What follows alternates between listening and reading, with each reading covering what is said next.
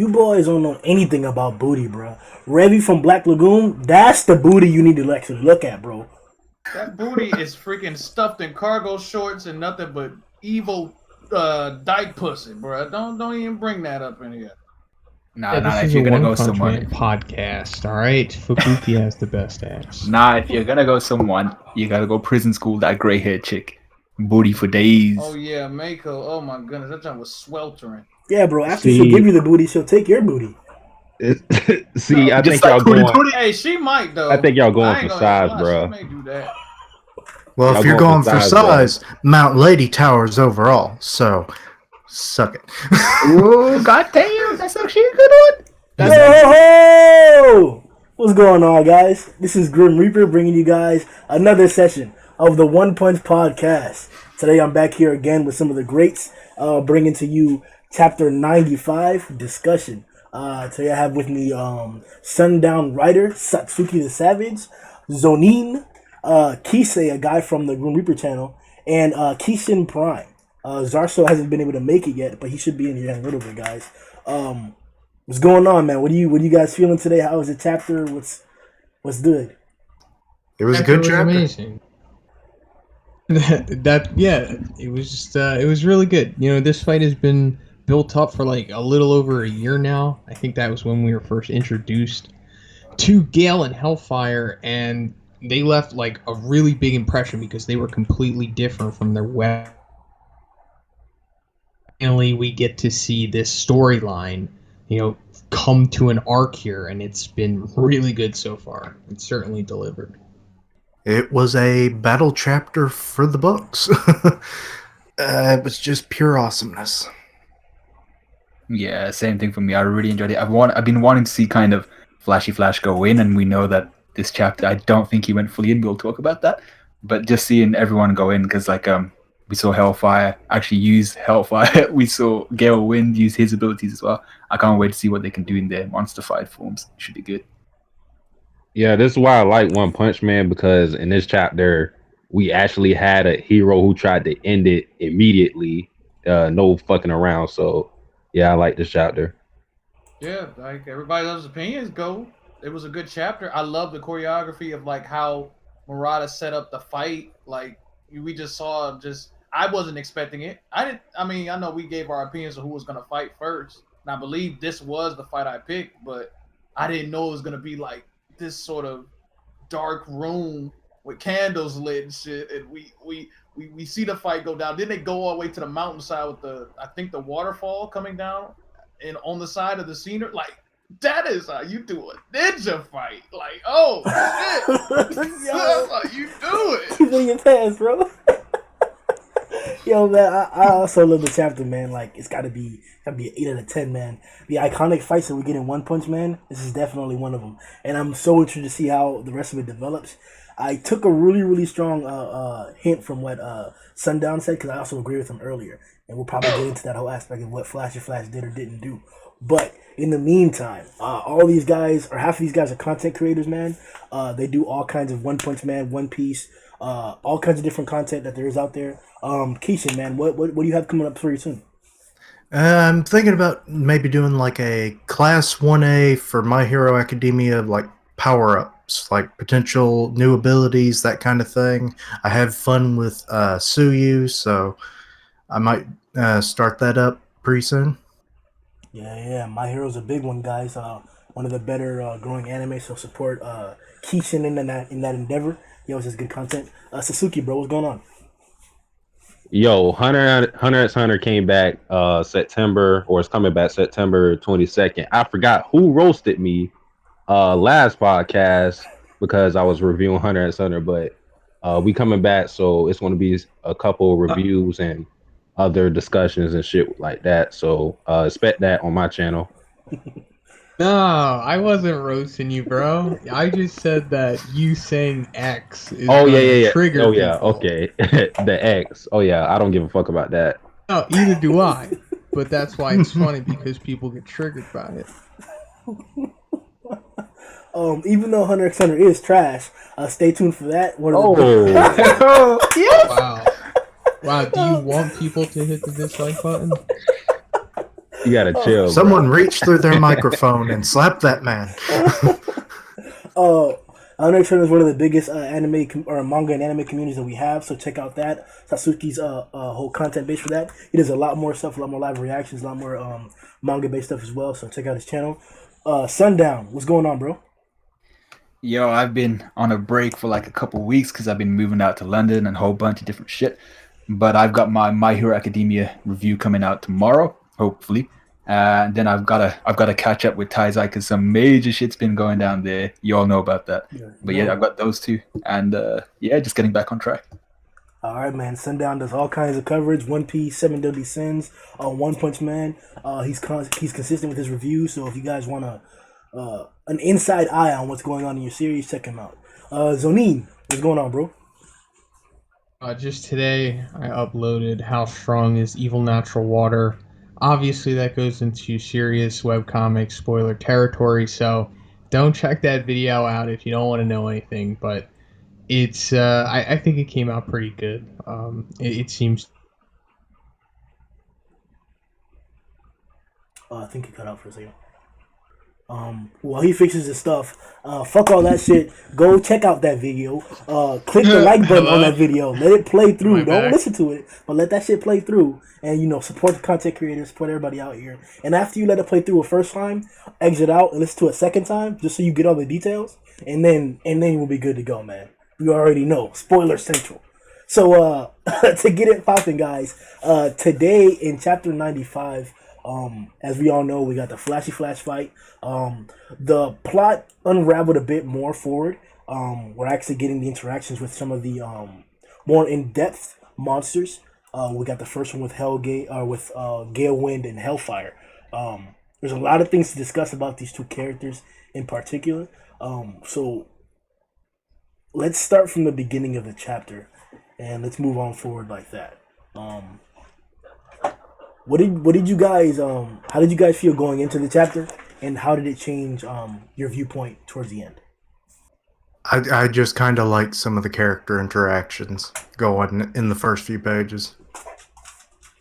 You got Darkshine just casually lifting some of those train cars that were thrown last chapter, clearing a way to, I guess, get to the underground and dropping the monsters out. That was a fun little scene, and everyone's just kind of killing them.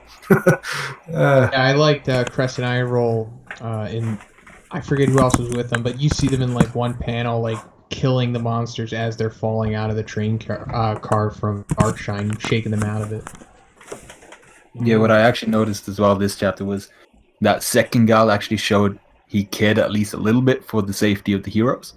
So I thought that was a nice touch. He was like, make sure you don't die out there. Hopefully you'll come back. I didn't expect to see something like that. I thought he'd be more cold, but that was good to see. I was really excited to see a lot of the A and other class heroes like not doing any fighting or excessive fighting. It gave me a hint towards that the next conflict that we see is going to be a bigger one involving some of the S-class heroes, and that's what I was really looking for most of last chapter. In terms of looking forward to this chapter, I wasn't necessarily sure who was going to fight first. That was actually one of the poll questions that we addressed in the last stream. Who was going to have the first fight? And Flashy Flash is actually confirmed victor. So, did anybody else have any thoughts on that process at first, though? Like maybe why we thought, or why some people maybe had guessed that, maybe? Yeah. That was just a stab in the dark, to be honest. But then I guess some of it was about, as far as what I personally believe their ranks stand, as far as who is who. Like, I have my own personal opinion on who I think is top 5. And then not putting on no shame on Flashy Flash, because I believe it's just he had a more story behind him about he was gonna fight these two guys in the first place too. So that already told me like he would be fighting somebody way first before these guys would. He has people that are looking for him. So I guess that's really how I could say that. And it helps that he's the fastest, so of course he's going to get into a fight first. Yeah, we're definitely going to get into that too, because tighten me the fuck up. You can't tell me Atomic going to cut that nigga down. You cannot tell me Atomic going to cut him down. Thank you. Do you really want to open that can of worms? Not yet, but we will. Eventually you do. Well, Atomic versus Flash. Yeah, we'll have that discussion. But let's Bruh. stay. Save that for later. Yeah. Save that Oh, for wow, I later. can't man. wait. Oh, I can't wait for that. Another point of development, look at the beginning of the chapter that I noticed was Guro. Now I'd never seen him use his powers in that particular aspect, and ever since we came into this fight, we've gotten. I think this is the second reveal of a completely new power from a psychic user. I don't believe we've seen that type of barrier come out from Tatsumaki, or her produce that type of barrier anywhere in the series before, and now he's literally turned a mass into a cube, and then you know this is very very exceptional control. I'm not saying that he could do this to the strongest people, and this was fodder, but dude, were you guys impressed, or did this mean anything to you? Oh hell yeah, meat cube. That's very impressive, regardless of who's doing it. At You know, least, this is yeah. kind of showing that Giro is pretty powerful in its own right. Um, we've already seen him against a really powerful character, and he didn't really pass that test, referring to Priwo Garo, but it was still cool nonetheless. I just figured it was telekinesis, and it was just to give you more of like what's going on, because they didn't seem to react beforehand, so they didn't seem to know that they were actually in a cube. So then that kind of clues us in as the audience, and then it's like, oh crap, what's about to happen to these guys? But Yeah, it's defo telekinesis or something along those lines. It's part of his powers as an Esper. But I thought it was kind of also showing how kind of boxed in and how normal his abilities are compared to someone like Tatsumaki, who, like, the last time we saw her, she made like a mini tornado and just roasted that Reaper looking dude. But I think her abilities are way more free flowing and fluid, something that usually displays mastery compared to him. So I'm hoping they get to fight. Well, I thought it was pretty cool.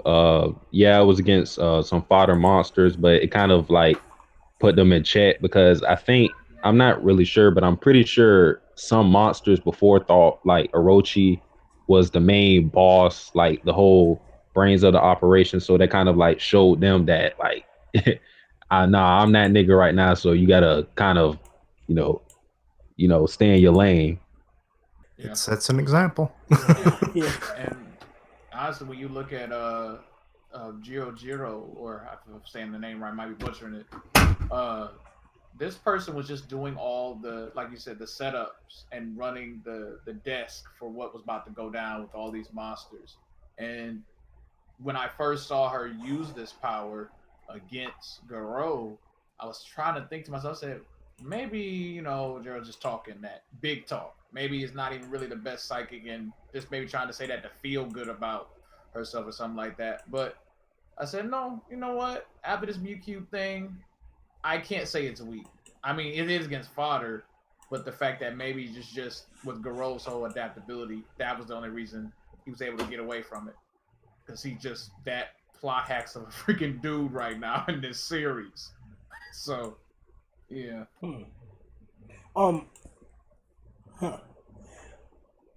When Flashy Flash first encountered the first few monsters, now whenever we talk about what exactly is being said in these chapters, I want to make it clear that we're only referencing our translations that we read. There's several different ones that you can access. There's different manga pandas, manga stream, manga C, whatever source you use. So I always try to quote the parts that I'm reading. If I can't, please bear with the translation. But roughly, the monsters or the fodder monsters that first encountered Flashy Flash, they spoke about knowing where he was going to go. Where they were predicting, they already knew he was. So for whatever reason, they knew where he was going to go. Then in the next instance, we see Gale Wind and Hailfire. They actually have like traps and stuff set up in their terrain that they're going to be fighting upon. Them as well, knowing that Flashy Flash is going to come this way. I believe they actually said that. So how dangerous should we expect the terrain to be in the rest of these fights? And do they have like an exceptional amount of info on the heroes already besides what they learned from like the fodder attack? Because why would they know that Flashy Flash is going to take this way? How would anybody know that he would make that kind of decision? I think it's kind of obvious. It's and I'm going to butcher the name because I always say it wrong. Jaro. Yeah, he's basically telling all the fodder monsters who to fight, who they're better paired up with for the best chance of success. So maybe, like, given his psychic capabilities, he kind of figured out which way. Once they got down there, and these they're ninjas, they're quick, so they might have had enough time to prep once he figured out which way Flashy Flash was headed. But also, I think Giro has also. There was a time when Garo entered the Monster Association, and he knew his location, wasn't it? Bingo, that's it. Yeah. So Giro is able to use his telekinesis to pinpoint people's locations based off of their aura or their kind of presence, and essentially we don't know how long the heroes have been in the Monster Association. So I assume he just sent out monsters to wherever each of these heroes was. So Flashy Flash was against the initial monsters we saw, and then the two ninjas popped up as well.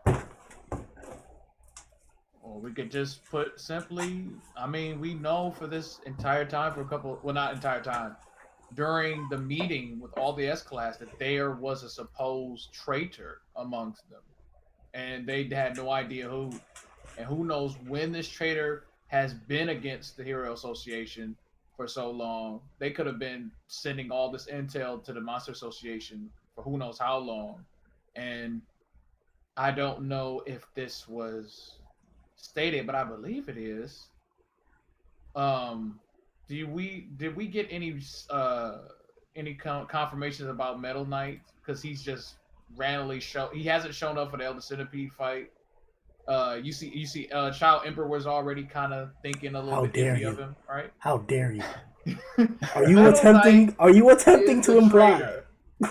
He's been giving. Yes, Metal Knight is the biggest traitor of their group, and he's been feeding information to them. I'm feeling it already. That's why he's not even here. So not the cyborg who went to the fucking base before anybody else has disappeared, and now they have information on the heroes, whether it's plausible or not that Giro's psychic abilities found it out, and he's transmitting the information. Whether it's whatever plausible example that we can pick up with, this is now also a possibility. We do have a mole supposedly. So I'm just simply trying to consider how the fuck do these niggas know so much? I didn't on panel see Giro tell these niggas anything. I just heard him tell them, "Wait, why are you back already? You're not dead? What are you doing here and shit?" So I'm still questioning, like, where are these people getting information from? Because I don't necessarily disagree with you, Kishin, in terms of like Giro having the best intentions for these fodder, in terms of giving them prior information to combat the best they can, to actually take down the Well, he's stated that a few different times. That's just fact. But then he obviously threw them away on purpose. Like we even got the perfect example with the Rhino, right? Giro, oh, you're strong as fuck, my nigga. You Atomic Samurai, you gonna kill that nigga, right?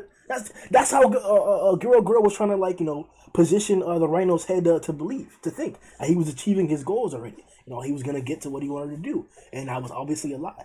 So why would I put it past Giro again to fucking mislead these other fodder to slow down Flashy Flash while some dragons come through and take care of him?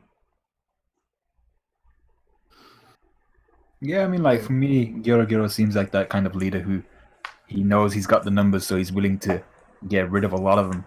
But he's going to place his executives in the best position and not so much the fodder. So you might be right in that sense. It's a bit of both of those theories.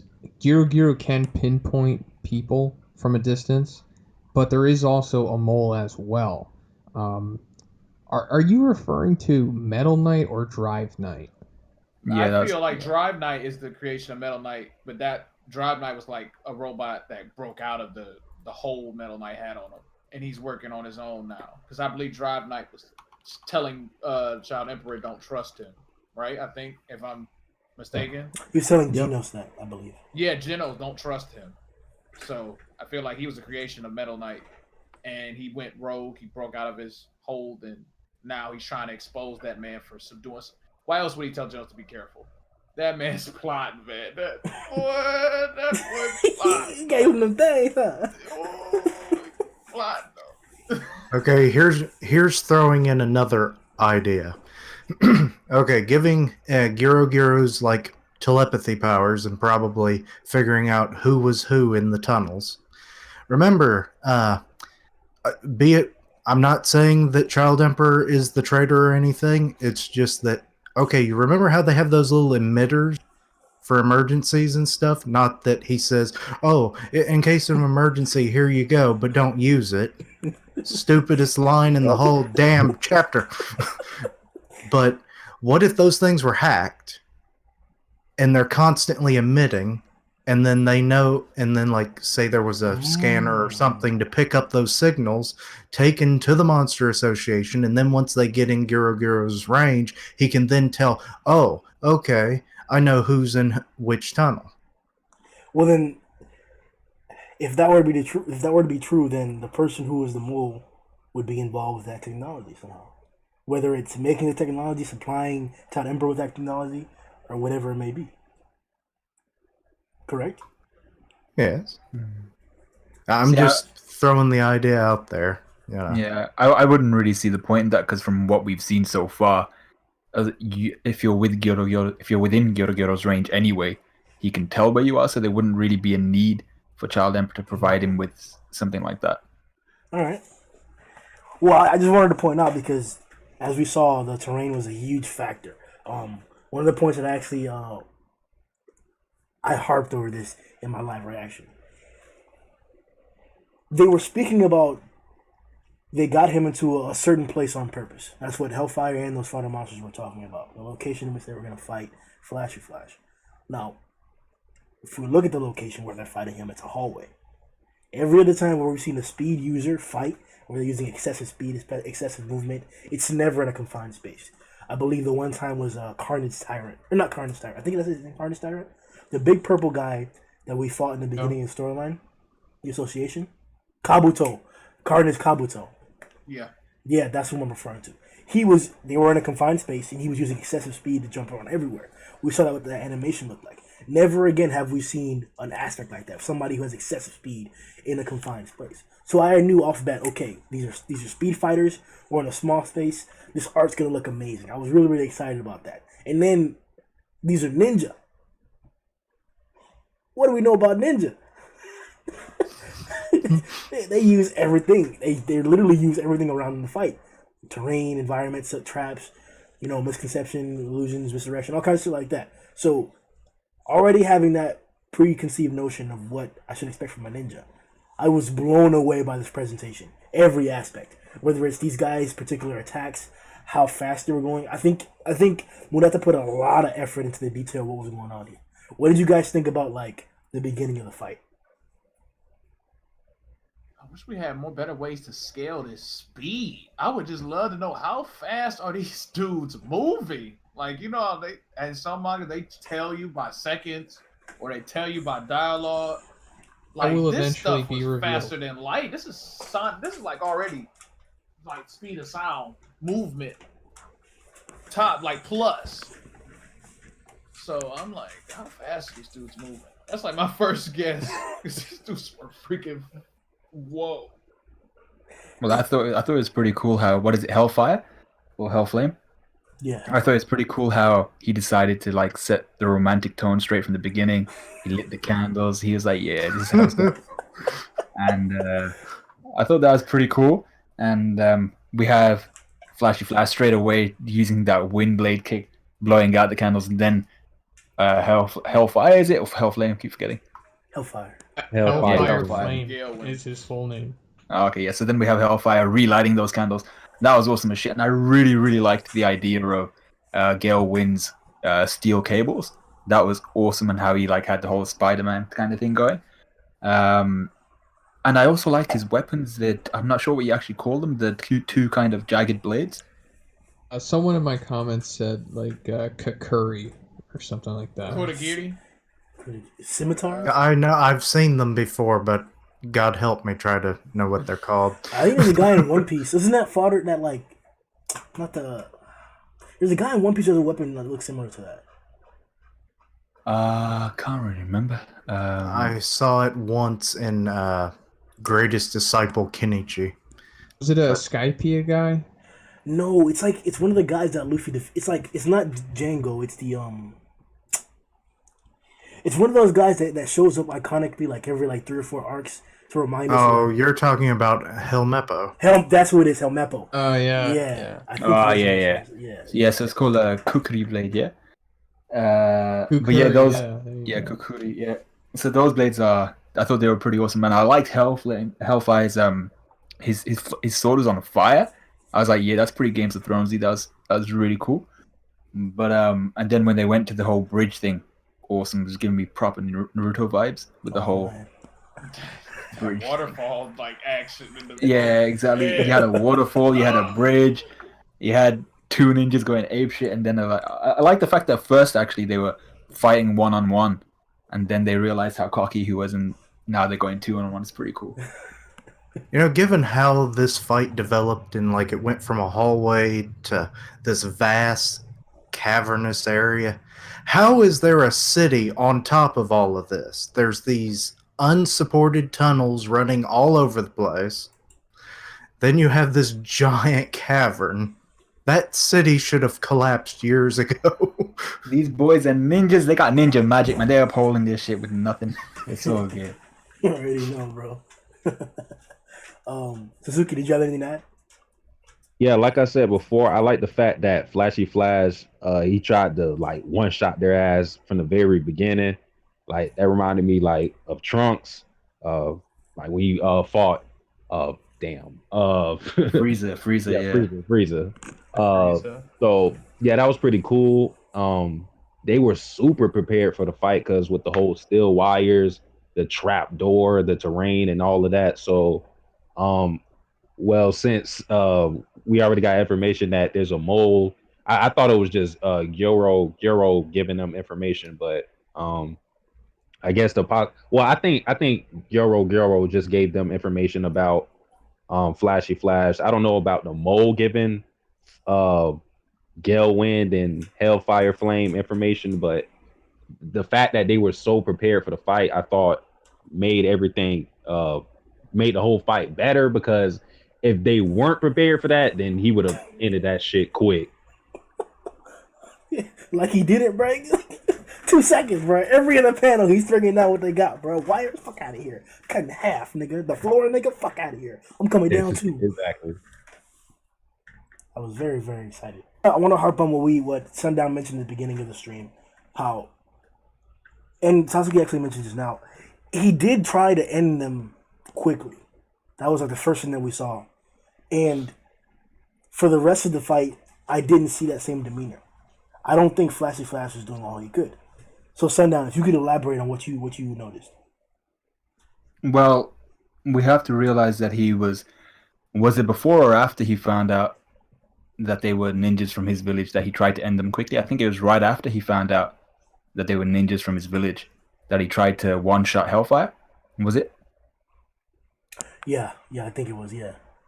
Yeah, so then he tried to one-shot him, but now it looks like he's just kind of feeling him out, kind of like with boxing when you don't really want to go for the kill shot after you've kind of probably found you're just trying to feel someone out, see what they can do. You don't want to really extend too far. And I think that's what he's doing. He realizes that they have something to hide. I mean, like you see it straight away in that panel where Hellfire is just, his eyes are just ablaze, and all you see is Flashy Flash looking at him a bit weirdly, like, there's something wrong with this guy. And then later on, he explains that, I think you two are both you've gone through monsterification, and now he's in a bit of a pickle because I think they might be a little bit too much. I mean, like at the end, they're both 2 dragon level fighters, and that's pretty steep. I mean, like even for someone like Flashy Flash, I fully expect Flashy Flash to make it out of this alive, but not without taking some major damage. So I do think he's just still feeling them out, and he probably has his own kind of ultimate form to unleash as well. Probably not something like that, but he's definitely got a top speed he hasn't unleashed yet. Yeah, he definitely saw Hellfire kept questioning that fact that this is how fast you can go. And then he had to ask one more time when he sliced them both in the cheek, like, is this your top speed? Like he's still like wondering, like, we're trying to go our all, and I'm still wondering how fast you can go. So He'll be going ludicrous speed before we know it. yeah. I didn't see it as like this guy. How do I put this? The 2 dragon level fighters came out, and he didn't die. Like Flashy didn't like scream out. Flashy didn't like fucking drop his jaws. Flashy's blade didn't fall out of his hand. Flashy didn't get cut in half. He didn't get any marks on him.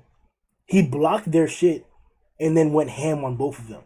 Like, not to say like he's like pushing them back or anything, but they fought on even footing the entire time, all up the waterfall, all across the bridge, against 2 dragon level fighters. So I'm like, I don't think this is it. Like, I don't think that. No, this is what makes me question: is Flashy Flash above dragon level, or is he like super extreme high dragon level?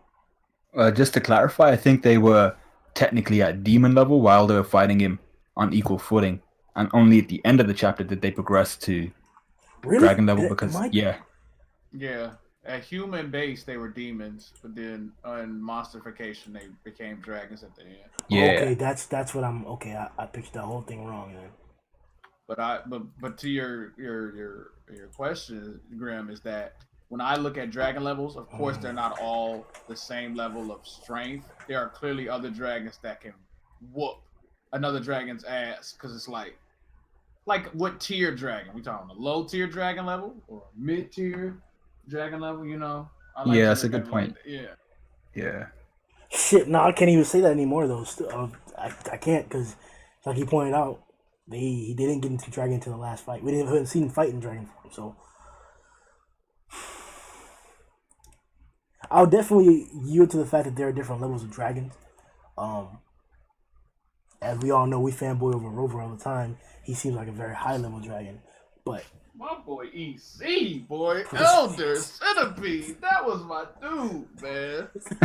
That's a whole nother beast right there, man. Elder Centipede. Wait, so are we saying that overgrown Rover is a high level dragon? Bro, Rover will fucking. He is for sure. Bro, like. Yeah. Why I'm not feeling him, man. I'm not feeling overgrown Rover. I think he's cool, but I don't think he's high level. Oh, elaborate, sir. I don't like someone high level is gotta look the part. We're talking black sperm, bro. He looks high level, and the guy with the crown, I think he might be. He has the potential to be high level, but black sperm for me, defo, high level. I'm not like overgrown Rover was cool and stuff, and I think he was toying with Garo, but I'm not sure if he. I think he's middle class dragon. Huh. So you think Garo could beat Rover? Give him a couple more tries and yeah. Because Garo's like the proper Super Saiyan kind of character in this manga. Every time he gets beat, he comes back stronger. That's why Gyoro's been rinsing him with all these, with the Royal Ripper and the Bug God, was it? Mm-hmm. That's why he's been doing that, because every time he falls, he comes back stronger. So I think give him a couple more fights against... I mean, last time he was fighting Orochi, for God's sake. And that was right after getting his ass whooped by Overgrown Rover. So give him a couple more fights and he'll be kicking the crap out of Overgrown Rover for jokes. But if that's the case, then are you saying... Because Garo fought off... Or excuse me, he survived Orochi. So unless we're saying that you can be less than a dragon level to survive Orochi, I think the fact that Garo lost to Rover means that, like, Rover's mid to high dragon level. He took an attack by Garo, which was powerful, but that attack still wasn't anywhere close to the attack that EC took from Bang and Bomb together. It was nowhere close. That was I'm sorry I keep bringing him up, but it's like, that's the highest level durability monster I've ever seen. Like, the armor on him gets stronger as it regrows, or it just comes back new. And the boy just took it to the face and came back. Like, Rover can't touch that. He still took it to the face, though. He took it. Rover just shook off Garo's attack. I'm like, if he could do the same thing with Bang and Bomb, I would say then he's a monster. But that boy EC is like a legend. He a vet out there in the Dragons, bro. He a vet. So I don't think that's out of hand, but are we confirming Elder Centipede over Rover? Yeah. No comment. I think so. Because like the other thing with Rover. You guys are gonna get a lot of hate in the comments. That's all I'm gonna say. But the other thing with Rover is we haven't seen anything that suggests high level intelligence yet, and Elder Centipede had at least some form of higher thinking. I mean, he was able to talk and stuff like that. We haven't seen that yet with Overgrown Rover. He might do, but just the intelligence aspect as well really lowers Overgrown Rover for me. He's still like high middle class, but I wouldn't say he's above Elder Centipede. Satsuki, you were gonna say something. What were you gonna say? Well, I was going to say for the whole like variations of, the dragon class monsters, I don't think it's always about, like mid-level, high-level, dragon level monsters. It's also just the matchups because, like, for example, if Flashy Flash were to fight Elder Centipede, he would get washed because his speed isn't going to really mean shit to him. So, like now he's fighting Hellfire Flame and Galewind, and he can use his speed against them because they're just, even though they're monsters, they're kind of like humanoid monsters. So Yeah. I just think it matters about the matchup, not necessarily how strong the dragon class monsters are sometimes. Mm. Yeah, that's a very good point. Yeah, that's a very good point. I'll definitely agree with that, and that's probably why wanting Murata have used the concept of like classes instead of like oh, this guy's just strong or like the power levels and like that, because it's a lot easier to translate the whole matchup thing when you have like just a category where anybody can be this strong or that strong, and then you can use it to your advantage story wise. I find that a lot more entertaining than having the regular stereotypical Dragon Ball power level. I was about to say it's kind of anti-Dragon Ball power scaling. Yeah, yeah, definitely though. But you still didn't answer the question, Satsuki. Elder Centipede or Rover? Oh man, damn, bro, put me on the spot. Shit. I'm gonna go with Rover. I can't even like Elder Centipede has like some of the best durability I've seen, but I don't like Rover. Like when he was just washing Garo, it was like damn, like he treated this nigga like a chew toy. So I'm gonna go with Rover. I have to go with Rover.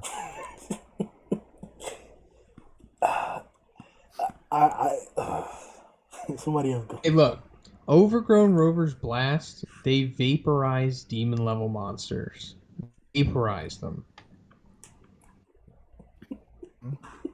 Just regular, yeah. I don't even want to say because I want to say Elder kind of, because like that armor that we're talking about, like it took so much to penetrate it, and then once it was penetrated, he gets another coating. Like that's, and not to mention his excessive size. He's not a humanoid, like Satsuki mentioned, so it's difficult to fight him effectively. So some guys are not going to be effective whatsoever. And then he's a fucking city-sized giant. Like the fuck. But then Rover, yo, the fucking Rover, bro. Like, yeah. I mean, like it could also depend on like what you're going for as well. If you're going for like the city destroyer, you gotta go Elder Centipede all day. But if you're going for like a 1v1 or a one like small group, one be like a small group, then you gotta go Overgrown Rover probably. Elder Centipede lacks in offense, and he's also like super vulnerable. Like his size works for him, but it also works against him. Like Metalbat climbed up on him no problem and like beat him in the face. So like imagine if someone stronger than Metalbat did that to him. Or Darkshine. There you go. What if Darkshine just King Kong'd his way up Elder Centipede and like ripped his like face out of his skull, which he could probably do. It's like, show me them teeth. but then, all right. Well, then look at the other side though. You get a guy like Rover, who no doubt exceptionally fast, and he has the offensive capabilities that Elder Centipede may be lacking. But he has. It's not a humanoid figure, but if you look at Centipede, Metal Knight can't fuck with Centipede. We saw that. As strong as Metal Knight is, as much as Metal Knight can take on, he can't fuck with that. And I feel like the whole Meteor example that we got previously in the story, Bang couldn't do shit. Fucking Atomic didn't fucking show up. Tatsumaki was no, I won't say anything about Tatsumaki because we know at a certain level those guys just being lazy, but we were clearly shown some heroes can't do anything against certain threats. It won't work that way. Goro was a great example too. An exceptional martial fighter, anti-human capabilities. When it came down to a dog, he was shit. The nigga gave him a paw and took him out. Satsuki was on point to mention that the matchups are essential in any of these stances. But I still can't make up my mind. Oh well. But moving on from that point, finally we'll address the fight. Hellfire and Galewind, two dragon level threats. Do they compare to the two people we just mentioned? No. No, sir. They're very impressive for monsters and villains in the series. If there was like a class in between like Rhino Wrestler and the Executive, that's where they would be for sure. But you know, they're not quite on that executive level, even as powerful as we see them. Bigger fish out there, I'll just say. Right. Did you guys talk about what's his name? Goketsu? Oh yeah, Peace. Mister the four-eyed. I was gonna That mention him. guy was crazy. I wish he was in the war. I really wish he was. Who would he fight? Saitama. He'd fight Bang. Well, Goketsu true. had run into Saitama of all people, man. And we ain't gonna ever know how strong he was compared to other people in the Hero Association because going against Saitama just ended too soon. I think he would have ruined a lot of people. Yeah. I mean, was remember like how he big gave an and example? fast. Remember he gave one guy that was a boxer, was a Bakuzan? He showed him Yeah. just like one punch, just punched the damn the stadium, totally blew off. I'm like, yo, this guy is crazy. Yeah, it was just like the force of his punch. He didn't even make physical contact. Yep. Yeah, with Hellfire and Galewind. Remember when Vegeta and Trunks kind of went into that ascendant Super Saiyan form before Gohan went into Super Saiyan 2? Yeah. I think it's pretty much comparable in that sense. They're technically kind of dragons, but they're not on the same level as people like Overgrown Rover and all the actual dragon type fighters. I think it's called Super Saiyan Grade 3. Yeah, I always hated those grades. It's like, ooh, I get buff, but now I can't move. I can't even scratch my own head anymore. Yeah. That's the form I'm talking about. Yeah. Hey, I wanted to bring this up if this is okay. Are we done talking about the chapter? Are we just free roaming? What are we doing? You can definitely elaborate on whatever you need. Now, I was talking to somebody in Cole's Discord, and we were talking about what if Boros could eat a monster cell fruit? How strong would he be the strongest in the verse if he ate one? I was going to make a video on this topic. Because I get asked this a lot in the comments, and it is a really intriguing question. But there's like so many variables that go into it before like you even factor in him having the ability to like digest it and transform. Considering that like he's an alien from like 20 years into the future, essentially. So if he did and it worked out, man, he would be rivaling Saitama, maybe. Maybe God level. I mean, his attack at this is not even having like monstification power up boost.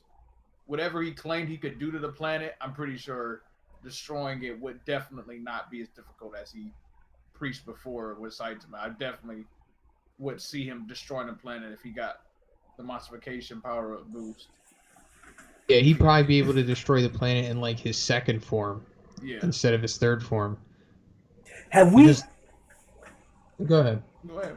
I was gonna say, in terms of the monstrification, have we gotten a clear like benchmark of how much more you gain? Because I remember there was that weird haired, weird eyebrow monster that was in the tournament fucking with Shiyu. When he monstrified, he was definitely much more impressive. But because we never got a scaling for Shiyu himself, it was always against fodder people, insignificant people, or Saitama himself. I never really got the strongest of grasp of how much stronger you get with a monster formula. Because I could say it's excessive, but these two ninjas who are already good as fuck got better.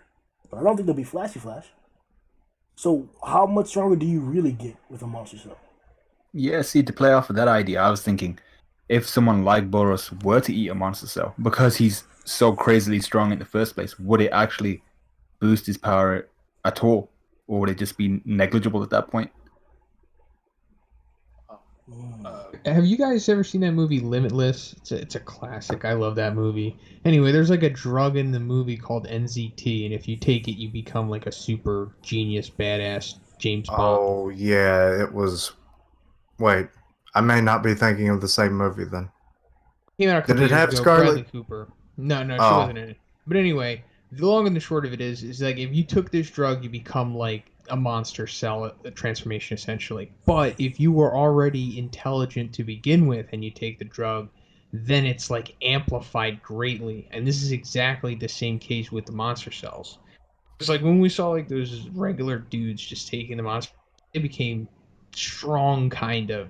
But when you see like real accomplished, strong people like Goketsu, he was just some martial artist dude. He was Yeah. tournament. Yeah. And then we see the other guy, Bakuzan. He was like, kind of a strong martial artist. Definitely not on Suiryu's level.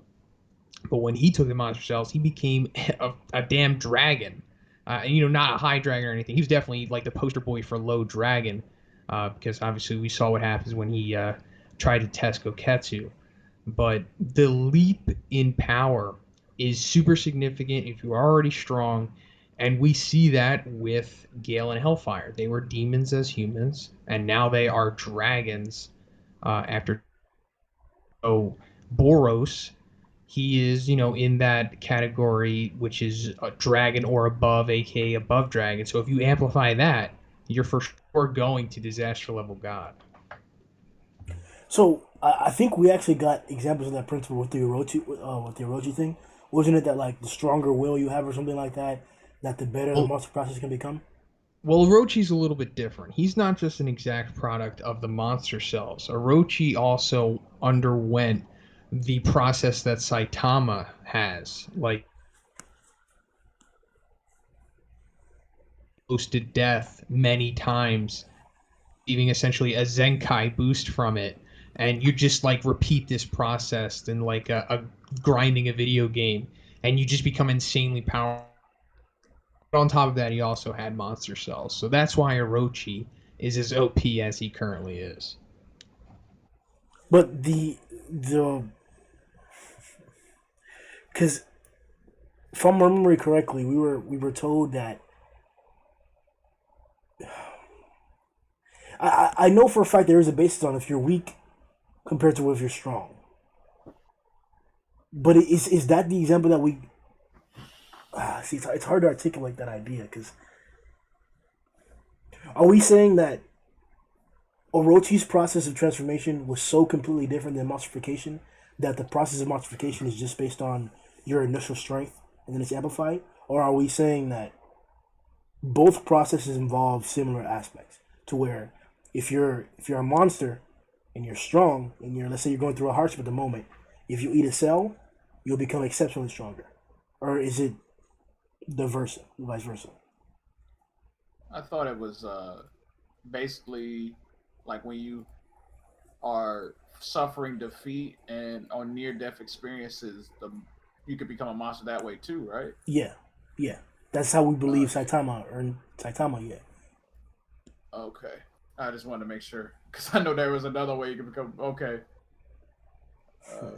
Yeah, and that's how Orochi came about as well. Constant defeat, and then I think he was a martial artist at first, and then constant defeat because he felt he felt kind of separate and ghosted in terms of being a human. And then we saw that lady with the glasses, and everyone's convinced that she's Gyoro Gyoro. I'm still not sure whether that was actually Gyoro Gyoro or not. I mean, this is not spoiling. Literally, at that moment, your girl was still talking, and then she mentioned meeting him, and then they showed that page. Who else? The design was so different, though. Like, I guess you gotta see panel proof, but like literally, she said, "I." Oh, met you're him. right. You're correct. Yeah, and then it was like, well, that's Orochi. So if I look at that's why I say her and she, because. So she wears a fat suit, an alien fat This is her suit. monster. No, wait, this is her monster form. Well, yeah, this is her monster form, basically. Well, then I think that's a downgrade. That's her meat puppet. Damn, so she's naked. It's like I She's been gained naked the ultimate whole power, time. but I look like this. He has nipple Yeah. arms. She got baby arms and shit. Yeah. So the next segment that we're going to be addressing today is the art gallery segment. So we're going to start this routinely in every single podcast. We're going to be looking at the best panels from every single chapter, bro. So this week we got chapter 95. A bunch of the guys already put their favorite pictures in the Discord. If you guys are members of the Discord, check out the art gallery text channel. If not, check the link in the description right now, guys. Pause the video and join our Discord. We have all kinds of discussions, conversations, all kinds of archives, anything going on our Discord. We keep the viz translations for a bunch of different mangas, all kinds of stuff. Just hop in there.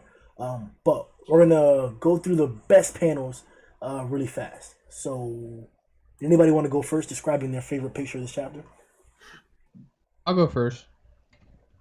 All right, so the panel that we get of Puri Puri Prisoner when he is entering the mysterious cave, that panel is just so dope because we never really see Puri Puri Prisoner in that light, and just on top of it, it's just really aesthetically pleasing. It's just the darkness. It almost looks like an old school Frank Miller style drawing or something like that. Really cool, and I hope to see more of stuff like that from Murata in the future. Hell yeah. Look, you already know why I picked the panel I picked. I don't really even got to describe it, but you see the thighs, you see the outline of of her body. So I just felt like this was the best panel in the chapter. So I had to go with it. So this is definitely my phone screensaver right now. My favorite panel for this chapter was the this one right here, where I'm sorry, this is too much, bro. You see the falling cinders in an amazing perspective. Like, it's all black, and you get the aura that he famously draws on whenever it's heat or fire. We saw it on Grow a bunch of times. It looks amazing.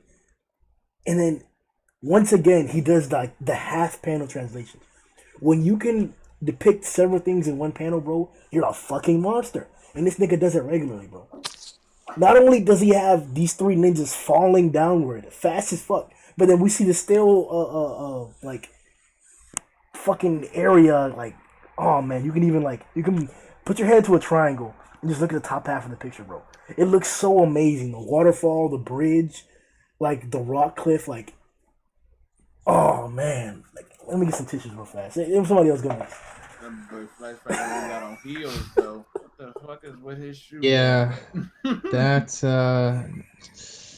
questionable. I just saw it. I didn't notice those.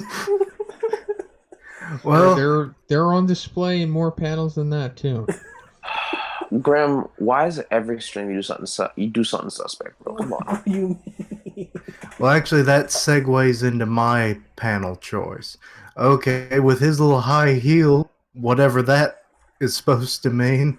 Okay, where they're still in the hallway, and he just starts going along the hallway in a giant spiral, and it's perfectly squared with the hallway, and I just love that display of speed. and maybe those heels helped him stay. I don't know. Oh man.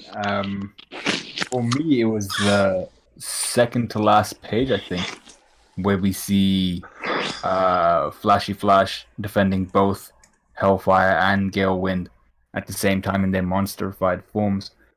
And what I liked about this was seeing how intensely concentrated Flashy Flash is. But you also notice that Flashy Flash is actually blocking Hellfire with his sword, and he's blocking Gale Wind with his gauntlets. Yeah, actually with his kunai. Yeah, with his kunai. Yeah, and I'm not sure if we've actually seen him use that kunai before. Well, we have. Have we? Really? He just doesn't use it that often, but then again, he's not been as focused in the series, so. Yeah, but just seeing how focused he was in this situation, and then seeing the perspective, like with him in the middle, you see Hellfire from the back and Gale at the front. I just really liked that panel. I thought it was really well drawn. Shit. Kisei, did you have a panel that you dropped? I do. Excuse me in my massive splurge of other panels that are not this chapter. Real quick, can I comment on that? I'm sorry. Yeah, I have only that one, and that beautiful display of these guys traveling up the waterfall, clashing each other, like literally around this waterfall. They perfectly entwined into circles as they're having a conversation. I need to know these speed feats. How do people do this and can still talk? Like, this stuff is way faster than the speed of sound. Like, I would think even speed of sound Sonic could not keep up with this type of speed, but I don't know. It's speed of sound Sonic speed. I still don't know what its Mach is and how much it breaks the sound barrier, whatever. But hopefully he shows up, man. I need him to show up and prove himself. Love that in battle anime when like something crazy is happening and they're just casually talking. Like I was just watching the Dragon Ball Z abridged episode that came out, and like when Cell and Gohan are having that gigantic Kamehameha clash, they're just having a conversation. Yeah. When Flashy Flash pulling out that kunai, I think that's signifying to us the leap in power that has happened, because normally throughout the chapter he could have just like defended one and then defended the other with just his sword, but now they have both become so fast that he needs to give them both equal attention. That was definitely the exact perspective that was being shown. Like I remember like actively stopping on this panel, like eyes open. I was like, oh shit, like, these motherfuckers are on him now. That was definitely like that was what that was used for. And once again, it just adds to the diversity of ninja or ninjutsu that's being used here, because we've now seen 3 different types of weapons. Not only from them, but from Sonic as well. He's used some. The other ninja used some. We've seen different types of techniques from them. So I think it was where did I see this? One of the people that we're gonna try to invite to the podcast to come through. Another one of the One Punch content creators. I think it's Blastart. I think he made a video describing or detailing some of the information that we got about the Ninjaverse so far in One Punch Man, and it's very, very essential to pay attention to that, because that storyline is intertwined with, as we've seen, several people. Even though Sonic isn't the most prominent of characters at the moment, he's definitely gonna get his own arc, and that actually segues into what I wanted to ask you guys before we get into the last segment. What the fuck is wow, Sonic? Grim, you're just gonna skip me, huh? Yeah, You're gonna skip me, Grim? My bad. Fucking Zarson. Wow, Grim. Wow. All right, real quick, I put mine up. I like bridges. It's a weird thing. I like bridges, but I like this scene only because they start because like they start talking about because I believe it was Flash asking who had sent them to go after him, and he's like, take a guess. However, like when they started talking about it, like he just lists all that he kills in his spare time when he's not doing his hero stuff, like the work that he does outside of like the hero work. I thought that was kind of cool. I kind of like the background display as well. Only because like I like waterfalls and I like bridges. Like I like I thought it was very aesthetically pleasing. I also found the scene itself very funny because like, they were just like rambling on about like how many people he's killed while I guess not doing things as a hero for the most part. I thought that was pretty cool. Oh, like man. it's been like a deeper a deeper insight into like what like what some of the heroes do in their spare time. Because when you think about it, if this guy is killing all these people in his spare time, shouldn't he be ranked higher? Yo, fucking saving the day again, Zarso. We were gonna fucking watch right over that. This motherfucker's killing everybody like like It seemed to be implied that he's doing this without the association's knowledge. Yeah. yeah, like Yeah. kind of Even though it would be beneficial, I mean, organ traders, drug dealers, kingpins of all kinds, and he's just taking them out like, Yeah. Tuesday's garbage. yeah. But what does that say about like him as a character and then like his power level as well? Because that's the two things that made me speculate upon when I read that. Well, I think the thing you have to realize is the fact that the Hero Association was, I think, primarily brought about to fend off the monsters, and he's talking about the fact that he's gone out of his own way to kill humans specifically. So then you have to question whether that's a heroic thing to do in the eyes of the Hero Association. That one of their best heroes has killed several assassins. I mean, like, at the end of the day, they're like organ traders and stuff like that, but he's killed humans instead of monsters. Well, I will debate that point only because I remember in one of these side chapters, Saitama had faced off against a level wolf monster, but this man was still a human. He's just a really big dude. He was still human for the most part. He just was like a really, really, really, really, really big. I think it's like some kind of mad cow monster. But like he wasn't even. But again, like he was wearing like a cow suit, but he was still a man at the end of the day. So in reality, I guess it's really subjective. Most of the monsters look like monsters, but I'm pretty sure if you're a criminal, I mean, you're kind of like in that same category. I would assume so too, because we've seen so many like regular people or people that have had like crazy things happen to them, like lob guy or crab guy or whatever. That like it wouldn't seem abnormal to have a regular civilian or a regular person do some like crazy shit. That, he's robbing the bank. We've seen monsters rob banks. We've seen monsters rob people. We've seen monsters attack people. So there are bounties in One Punch Man, and there's like criminal levels as well. Really, have we been elaborate? Like I know I've heard there's different rankings before, but this isn't a bonus chapter where it's kind of like a joke, but it's also real info. When Fubuki is like gaining extra money, book is implying that like she worked to gain the extra money, but then it turns out that implied what? Can you hear me? Yeah. Okay, so the whole joke of this chapter is you're supposed to think that Fubuki is being like an escort to get extra money on the side, but it turns out that she's collecting bounties on all of these wanted criminals, and you find out about how the bounties work, and you find out that there's criminal levels too. And I think she's like getting B-class criminals at that point, but maybe that will be expanded upon, but it exists in the world, so there's that. Oh, well, she is a. Oh. No, I'm sorry. Y'all can't tell me. Y'all can't tell me Fubuki don't dress provocative as fuck, bro. As if she wouldn't be out there being an escort. I don't know. Anything that she wears is I believe it. Yeah, she usually covered head to toe and still pretty damn sexy. Okay, there's nothing she can wear except like those giant sumo suits. That's the only thing that would make her. I don't know what y'all are talking about. She's practically dressed like a nun and still looks like a hentai character. True. It's like she sucks the air out of every outfit she wears. They're form-fitting. Stop complaining. What's wrong with you? We're not complaining. It's just a thing. Y'all better not, because I'm about to say it's like if y'all keep talking. Is just new it's waifu. A symbiote. This is why Mitsuki Exactly. is new waifu. Like ever since she came into this series, she had her own chapter, and she just got into this series. I love that damn. She done. Bitch. Listen. She can crack watermelons with her thighs. That's something else. That's something else. Don't get me wrong. I'm not knocking it. I'm just saying. So like am I really a monster today?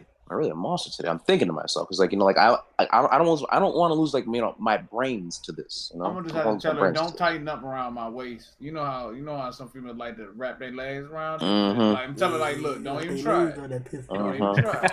Trap. Don't even try it. All right, guys. Final segment. We're going to be addressing S-rank comments. Now, S-rank comments are comments that either have the hashtag King Engine or King Sama tagged to them, or that had the most likes in wherever social media it is. Now, these are all comments in everybody's review videos or live reactions or their own discussion videos, as well as all the social media we use for the polls. So if you guys come into the Discord, we have a whole text app for the polls that we do. On Amino, we have a whole entire section where we get most of our poll results. We do polls on Facebook and Instagram as well. So check all the social media links in the description so you guys can get hit on those. One of the main sources that we use for our comments is Reddit. So if you guys would join the One Punch Man Reddit, it's always good to have good conversations there, and then keep an eye out for One Punch Podcast content that's always posted out there. So to start us off, we have a really good comment from Super Majin Oob. He posted this a few days ago, and Super Majin Oob says, I posted this a while back on Zhoniin's video. This is how I think Black Sperm will defeat Orochi. Spoilers. After an intense battle, Orochi and... Oh, shit. Should I not read this? Is this actual... I don't even... I'm not reading it. Wait. I will say this. I will say this. I believe Orochi wasn't even in the original, so I don't even know. Orochi isn't in the webcomic. He literally said spoilers, so don't read Yeah, let me... Don't read it. God, all right. They're not spoilers if Orochi never came in the original. So no, I'm reading but this. He might be using the the skeleton of what happens in the webcomic to apply to what happens to Orochi. Fair enough. Yeah, let's one. Yeah, no. Shout out to Oob though. I do know him, and he's a good commenter. Right. I mean, I will say this, Oob. Everyone knows that GT was trash, but again, thank you for the comment. Stop garnering. Speaking truth. Stop The garnering. truth has been spoken, bro. Hey, I'm not trying to be. Hey, listen. We all have our tastes, okay? The next S-rank comment that we have here is from None. He says, "Really hope the Flash versus Ninjas fight goes full on Naruto techniques. Would make them far more powerful than Sonic, who only has after images. In any case, I would definitely be good to get on the webcomic fights after the manga original S-Class meeting in a 150th page battle." Alright. Cool. Let's check out some more S-rank comments here. Mark Lee Kai says, do you think that there's a reason why they are making Tatsumaki look more feminine? Maybe to ship Saitama and Tatsumaki? No, nah. No, probably to make her seem like less of an ice cold bitch, because she kind of gave off that impression last time. Saitama's like, there's this little girl in here. Exactly. Yeah, that's it. Like, there's no, like, let's be honest now, there's no way you're not gonna tell me that you thought she was either like a child or just like just again a nice cold bitch from like day one.